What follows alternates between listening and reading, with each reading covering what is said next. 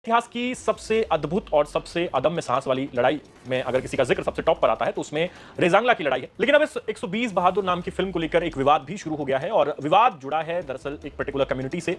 जो ये Charlie company थी जिसने चाइनीज सोल्जर्स के खिलाफ ये लड़ाई लड़ी, उसके जो ऑफिसर थे, जो कमांड कर रहे थे, मेजर शैतान सिंह भाटी, वो राजपूत समाज से आते थे, राजस्थान के रहने वाले थे। लेकिन इसमें जिन जवानों ने शहादत दी और जो इस कंपनी में मोस्टली जवान थे, 13 कुमाऊं की इस चार्ली कंपनी में, वो ज्यादातर यादव यानी अहीर समाज से आते थे और हरियाणा से एक बड़ा हिस्सा उन जवानों का था। ज्यादातर जो जवान हैं वो हरियाणा के रेवाड़ी, महेंद्रगढ़, इन इलाकों से थे और इनकी याद में एक स्मारक भी जो है वो रेवाड़ी में बना हुआ है रेजांगला को लेकर। और जगह जगह जब आप इस इलाके में जाएंगे तो ये शौर्य गाथा आपको लोग गांव में इसके बारे में चर्चा करते हैं। कुछ सैनिक थे जिन्होंने, जो इस लड़ाई के सर्वाइवर हैं, वो भी आपको मिल जाएंगे, उन पर भी लोग उनसे मिलते हैं। जब भी रेजांगला डे आता है तो उनकी कहानी सुनाई जाती है।